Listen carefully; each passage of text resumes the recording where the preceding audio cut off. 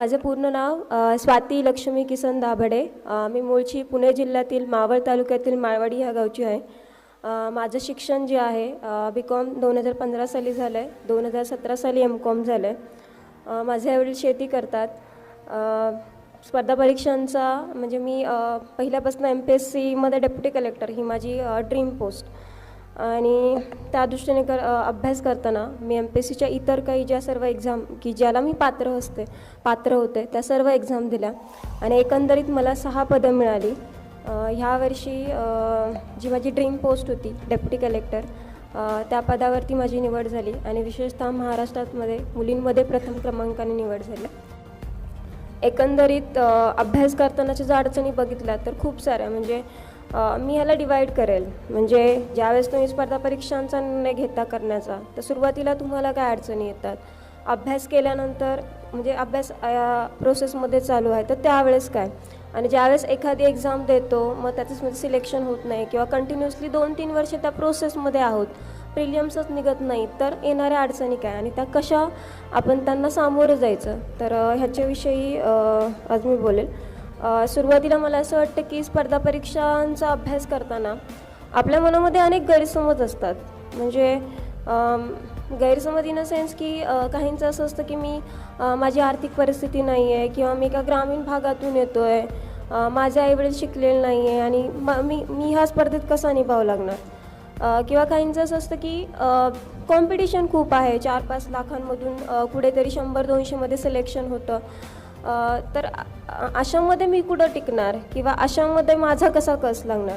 तर मला असं वाटतं की ज्यावेळेस तुम्ही स्पर्धा परीक्षांचा अभ्यासाची तयारी करण्याचा निर्णय घेता तुमच्या डोक्यामध्ये एकच गोष्ट पाहिजे की तुम्हाला तुमचे 100% देता आले पाहिजे. 100% इन अ सेन्स की मी असं म्हणेल की जो अभ्यास करताना देत आहे तर स्वतःशी प्रामाणिक राहायचं आहे तुम्हाला की मी किती वेळ अभ्यास करतो आहे, किती वेळ वेस्ट घालवतो आहे किंवा ज्या काही मी चुका करतो आहे तर त्याचं ॲनालिसिस मला करून मला पुढे त्या इम्प्रूव्ह करायच्या ते.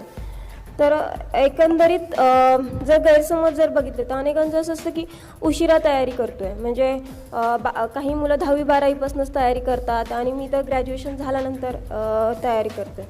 माझ्याकडे जर तुम्ही बघाल तर मी आफ्टर ग्रॅज्युएशननंतर तयारी केली. म्हणजे ग्रॅज्युएशनच्या काळामध्ये MPSC म्हणजे काय फुल फॉर्म एवढाच माहिती होता, त्याच्या पलीकडं काही माहिती नव्हतं. त्यामुळे माझा सांगण्याचा उद्देश इथे आहे की MPSC किंवा कोणत्याही स्पर्धा परीक्षांमध्ये उशीर हा कधीच नसतो. तुम्ही कधीही तयारी करा, तुम्हाला 100% दिले तर तुम्हाला यश मिळेल.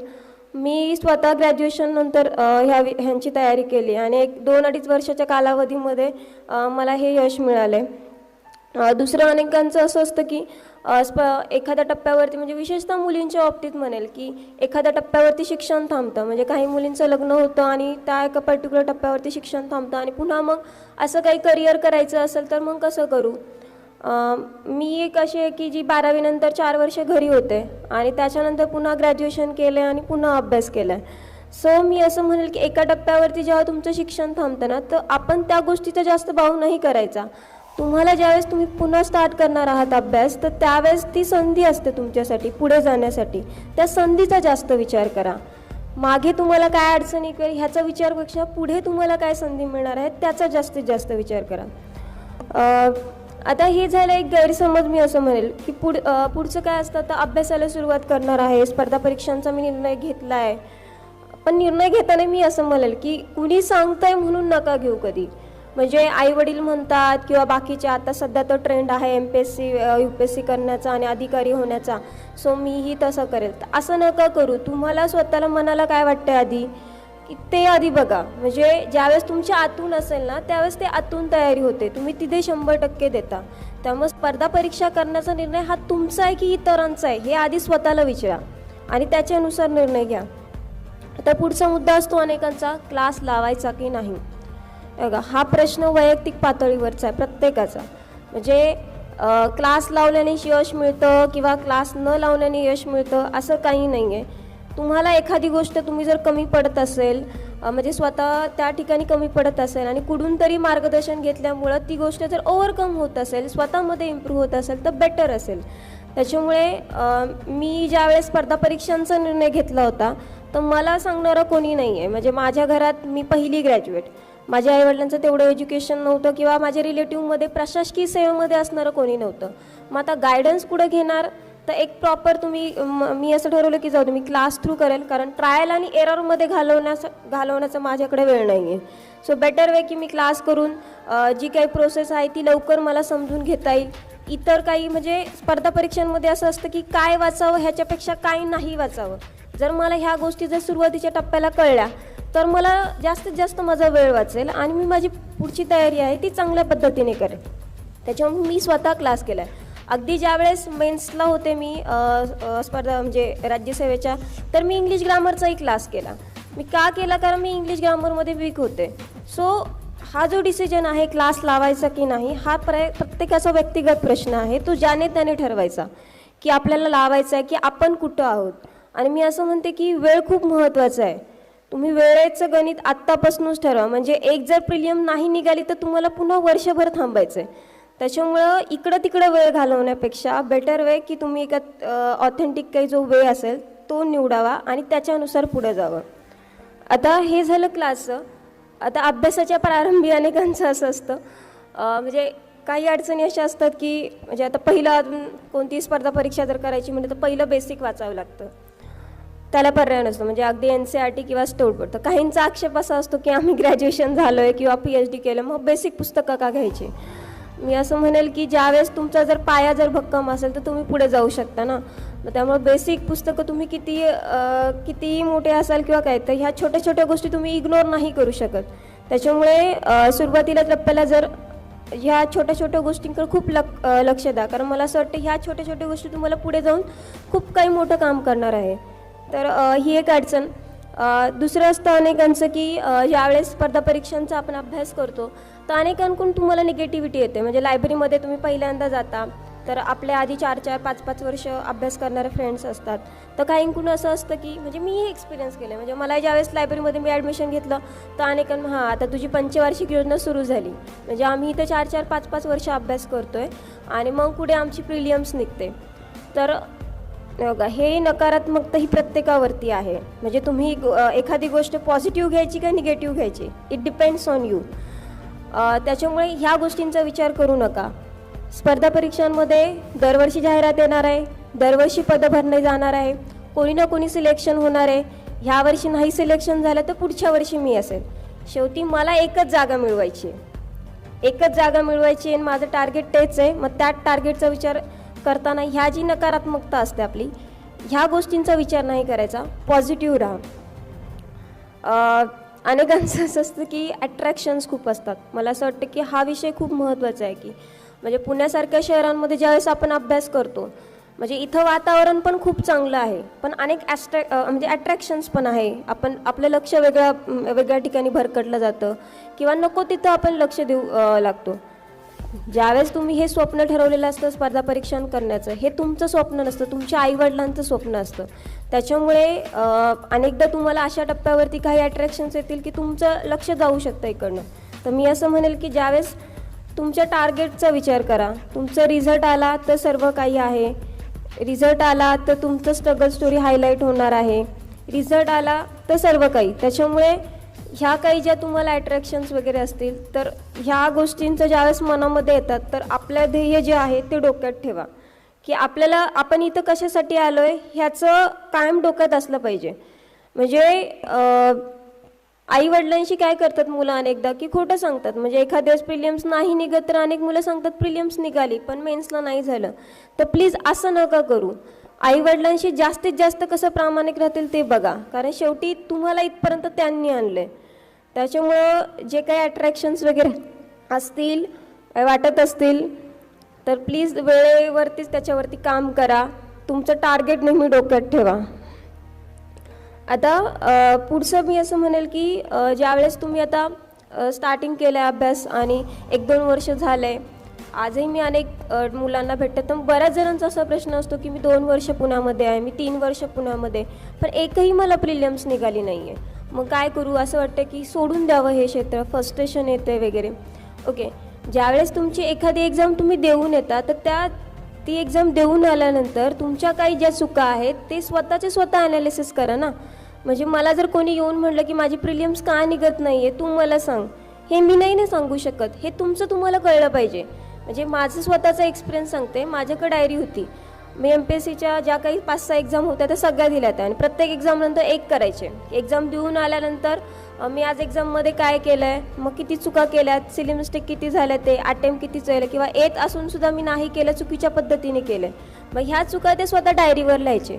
पुन्हा ॲन्सर की आली, मग ॲन्सर कीवरनं पुन्हा ॲनालिसिस. अरे एवढे पॉलिटीचे 15 प्रश्न आले ते आणि मी तर कमी अटेम्प्ट केले, मी वाचलं होतं पण मला रिकॉल नाही झालं. मग हे जे ॲनालिसिस आहे ते पुन्हा डायरीमध्ये लिहून काढायचं आणि पुन्हा खालच्या पेजवर लिहायचं की इम्प्रूव्हमेंट्स. म्हणजे पुढच्या वेळेस मी असं नाही करणार. मी आत्ताच माझ्या मनाला सांगितलं की मी पुढच्या वेळेस ह्या चुका नाही करणार आणि ह्या होणारच नाही. त्यामुळे पुढच्या एक्झामला जाताना परत आदल्या दिवशी ती डायरी वाचायची की नाही, मागच्या वेळेस ह्या चुका झाल्या होत्या आणि आता मी ह्याच्यावरती काम केलं आणि उद्याचा जो पेपर आहे त्याच्यावर मी ह्या चुका अजिबात होऊन नाही देणार. सो असं मी स्वतःला असं इम्प्रूव्ह करत गेलं तर मी असं म्हणेल की ज्या चुका आहेत ना ते स्वतः जज करा, स्वतः त्याच्यावरती काम करा, तर पुढे तुम्हाला बेनिफिट असेल. कुणी तुम्हाला असं येऊन तुमच्या चुका नाही सांगणार. सो की स्वतःच्या चुकांचं जास्तीत जास्त जेवढं तुम्ही ॲनालिसिस करा, स्वतःला जेवढं इम्प्रूव्ह कराल तेवढं ह्या प्रोसेसमध्ये तुम्ही पुढे जाल. आता अनेकांचा प्रश्न असतो की नाही आता मग 1-2 वर्ष झाले, मला फ्रस्ट्रेशन येतो, काय करू, मी तर हाच प्युअरली डिसिजन घेतला होता की स्पर्धा परीक्षा करायचा. तर मी ह्या टप्प्यावरती म्हणे की तुमचा प्लॅन बी काय आहे. इथे खूप मॅटर करतं की तुम्ही प्लॅन बी ठेवला आहे की नाही. जर प्लॅन बी असेल तर तुम्ही फ्री असता, म्हणजे इट्स ओके, मला नाही मिळालं तर ॲटलिस्ट माझ्याकडं काहीतरी असेल. म्हणजे माझं स्पेसिफिक मी प्लॅन बी गव्हर्नमेंटमध्येच केला होता. त्याच्यामुळं नाही इथं काही झालं म्हटलं क्लर्क तरी होईल, कुठेतरी गव्हर्नमेंटमध्ये कामच करेल, पण क्लर्क होणं पण काम करेल. त्याच्यामुळं माझ्याकडे आता क्लर्क टायपिंगची पण पोस्ट आहे. सो तुम्ही प्लॅन बीचं इथं महत्त्व ठरतं की तुमच्याकडं प्लॅन बी असेल सो तुम्हाला तो कॉन्फिडन्स येतो की जाऊ दे, ॲटलिस्ट नाही काहीतरी तो माझ्याकडे आहे शिल्लक. त्याच्यामुळे तुम्ही प्लॅन बी तो तुम्ही गव्हर्नमेंटमध्ये करा, प्रायव्हेटमध्ये करा, इट डिपेंड्स ऑन यू, तुम्हाला कुठे करायचं आणि स्वतःला कुठं कम्फर्टेबल वाटतंय या गोष्टी जास्त महत्त्वाच्या असतात. आता अजूनही म्हणजे परीक्षांचं असं असतं की म्हणजे गेल्या वर्षी मी जी परीक्षा दिली होती 2018ची, त्यावेळेस सुरुवातीला जाहिरात आली 69 पदांची आणि ज्यावेळेस मुख्य परीक्षा झाली म्हणजे जाहिरात आली तर त्याला 136 पोस्ट झाल्या. तर अनेकांनी 69 जागा भरून फॉर्मच भरले नाही, जागाच कमी आहे आणि एवढी लाखांची कॉम्पिटिशन आहे तर माझं कुठं सिलेक्शन होणार त्याच्यामध्ये. ह्या गोष्टींचा कशाला विचार करता ना, ते आयोगाचं काम आहे. जाहिरात देणं, कितीचे पदांची जाहिरात काढणं, कशी प्रोसेस करणं ते आपलं काम नाही. आपलं काम काय आहे, इथं अभ्यास करणं आणि पोस्ट काढणं. आणि आपल्याला किती पोस्ट मिळवायचे, एकच पोस्ट मिळवायची. सो एक जरी जागा असेल तर म्हणजे तुम्ही रेडी असलं पाहिजे, एक तरी जागा आहे आणि माझ्यात तेवढी कॅपॅबिलिटी आहे की मी मिळवू शकतो. अजूनही काही चर्चा असतात की कट ऑफ किती लागणार. म्हणजे लायब्ररीच्या बाहेर असं असतं की परीक्षा झाल्यानंतर पेपर देऊन आल्यानंतर संध्याकाळी ज्यावेळेस मुलं भेटतात त्यावेळेस कट ऑफ किती लागणार. म्हणजे ॲन्सर की यायच्या आधी पण चर्चा असते की कट ऑफ किती लागायचा. मला अनेकांनी विचारलं पेपर झाल्यानंतर तुला पेपर कसा गेला. मी असं म्हणायचे ॲन्सर की आलं मला कळेल की मला पेपर कसा गेला आहे. त्यामुळं ॲन्सर की सांगेल ना तुम्ही त्या पेपरमध्ये कसं परफॉर्म केलं आहे. आणि ही विनाकारण चर्चा आहे ना कट ऑफ किती लागणार. आयोग ज्यावेळेस 2 महिन्यानंतर रिझल्ट लावेल त्यावेळेस समोर दिसेलच. मग आपण त्या गोष्टींचा आधी का विचार करायचा. ते आपलं काम आहे का कट ऑफ लावायचं. आपल्याला वाटतंय प्रिलियमला माझा स्कोर चांगला होता सो पुन्हा आपला मेन्सचा अभ्यास करायचा. शेवटी कितीही काही म्हटलं तुम्हाला अभ्यासच करायचा आहे ना. म्हणजे तुम्ही एकदा प्रिलियम पास झाला किंवा नाही झाला तर तुम्हाला पुढच्या वर्षी तुम्ही एक्झाम देणारच आहात, पुन्हा मेन्स देणार आहात, पुन्हा प्रिलियम देणार आहात. तर मग ह्या गोष्टींचा विचार कशाला आपण करायचा की कट ऑफ किती लागणार किंवा आपण विचार करून काही कट ऑफ बदलणार आहे का, नाही ना. सो बेटर वे की आपला अभ्यास करा. म्हणजे अगदी प्रिलियम झाल्यानंतर दुसऱ्या दिवशीपासून मेन्सचा अभ्यास स्टार्ट झाला पाहिजे. अभ्यास कधीही वाया जात नाही. तुम्ही 3रा अटेम्प्ट द्या, 4था अटेम्प्ट द्या किंवा तो कधी वाया जाणार नाही आहे. कोणत्या ना कोणत्या अटेम्प्टला तो फायदेशीर ठरणार आहे. दुसरं एक असतं की अनेकांचं असं असतं की मी अभ्यास करतोय तर लायब्ररीमधलं वातावरण चांगलं नाही आहे किंवा मला खूप अपडाऊन करावं लागतं आहे आणि माझा काही अभ्यासच होत नाही, मला मित्र नाही चांगले मिळाले. आता अभ्यासातलं लायब्ररीतलं वातावरण कसं आहे ह्यापेक्षा तुम्ही त्या लायब्ररीमध्ये बसताना तुम्ही किती कम्फर्टेबल आहात आणि तुम्ही अभ्यासाचा किती विचार करता हे जास्त महत्त्वाचं आहे. म्हणजे मी लायब्ररीतली ती 3 वर्ष एकच लायब्ररी होती आणि एकच सीट होती. मी काही चेंज नाही केलं, माझा तिथंच चांगला अभ्यास व्हायचा. कुणी शेजारी येऊन बसलं मला काही फरक नव्हता पडत. मी अभ्यासावरतीच कॉन्सन्ट्रेट केलं होतं. तुम्ही तुमचं एकदा टार्गेट फिक्स केलं ना, त्या टार्गेटवरती तुम्ही जर कायम फोकस राहिला आणि तुम्हाला ह्या बाकीच्या गोष्टी काहीच इरिटेट करू नाही शकत. सो त्याच्यामुळं कायम त्या अभ्यासावरती लक्ष द्या. आता अनेकांचं असं असतं की नका मला फ्रेंड चांगले नाही मिळाले. आता फ्रेंड चांगले नाही मिळाले हे तुमच्यावर आहे ना, तुम्ही चांगले मित्र बनवा ना. म्हणजे फ्रेंड चांगले नाही, मग तुम्ही चांगल्या गोष्टींची त्यांच्याशी चर्चा करा, चांगल्या अभ्यासाशी रिलेटेड गोष्टी बोला, मग आपोआप ते कसे निगेटिव्ह फ्रेंड्स होतील ना. अनेकांचं ग्रुप डिस्कशनबद्दलही मतं असतात की आम्ही ग्रुप डिस्कशन करतो पण काय तेवढं फ्रुटफुल होत नाही किंवा बेनिफिशियल नाही होत. बघा, ज्यावेळेस तुम्ही ग्रुप डिस्कशनचा किंवा ग्रुप स्टडीचा ज्यावेळेस निर्णय घेता तर तुमच्या ग्रुपमध्ये तुम्ही किती सिरियस आता ह्याच्यावरती डिपेंड आहे ना. म्हणजे आता ग्रुप स्टडीचा निर्णय घेतला आपण आणि सगळे बसलेत आणि 4-5 तास वेगळ्याच विषयावरती चर्चा चालू आहे. सो हे असं नाही ना. ज्यावेळेस तुम्ही ग्रुप डिस्कशनचा कोणताही निर्णय घेणार आहात तर तुम्ही आधी कोणता टॉपिक तिथं डिस्कस करणार, त्याचा अभ्यास केला आहे का, किंवा त्याविषयीचे ते काही प्रश्न विचारले ते बघितलेत का. विनाकारण काही न वाचता डिरेक्टली सगळे 4-5 जण बसणार आणि त्या विषयावर बोलणार, म्हणजे काही माहिती नसताना त्या विषयी बोलणार. म्हणजे मीही ग्रुप डिस्कशन केलं आहे पण एक लिमिटेडमध्ये केलं आहे. म्हणजे 4 तास अभ्यास करायचा तेव्हा अर्धा तास कुठं ग्रुप डिस्कशनमध्ये बोलायचं. तर ती एक प्रत्येकाची पद्धत असते. आणि मी शेवटी हे सगळं मी असं म्हणते, तुम्हाला कितीही अडचणी असल्या ना, कितीही काही असलं ना, हे स्वतःवर डिपेंड आहे. आणि तुम्ही मेरिटचा किती विचार करताय, अभ्यासाचा विचार किती करताय आणि रिझल्टच्या दिवसाचा किती विचार करताय हे जास्त महत्त्वाचं आहे. शेवटी मी नेहमी असं म्हणते की आपण बोलण्यापेक्षा आपला रिझल्ट बोलतो. म्हणजे माझी सक्सेस स्टोरी, मी दररोज तळेगाववरनं पुण्याला अपडाऊन केलं आहे किंवा काय काय केलं आहे किंवा आधी काय गॅप केली, हे महत्त्वाचं नाही ना. महत्त्वाचं काय झालं आहे, आज माझा रिझल्ट आला आहे, मला पोस्ट मिळाली म्हणून हे सर्व काही हायलाईट होतं आहे. म्हणजे जो स्ट्रगल आहे तो तुमचा रिझल्ट नंतर हायलाईट होणार आहे. त्याच्यामुळे प्रत्येक दिवशी प्रत्येक वेळी अभ्यास करताना त्या रिझल्टच्या दिवसाचाच विचार करा. मग तो प्रिलियमचा रिझल्ट असेल, मेन्सचा रिझल्ट असेल किंवा इंटरव्ह्यूचा रिझल्ट असेल, प्रत्येक वेळी तो तुमच्या डोक्यामध्ये फक्त रिझल्ट आला तर सगळी काही स्वप्न प्रत्यक्षात येतील, ज्या काही सगळ्या मी अडचणी फेस केल्या ते त्या पुढं मला येणार नाही आहे. त्यामुळं मनामध्ये तुमच्या कायम रिझल्टचा दिवस ठेवा. आणि मी असं नेहमी म्हणते की स्वतःचे लाड नका करू. म्हणजे तुम्हाला किती अडचणी असल्या, म्हणजे माझं डोकं दुखतंय लायब्ररीमध्ये बसताना, मला अभ्यासच होत नाही, हे स्वतःचे लाड करण्यासारखं आहे.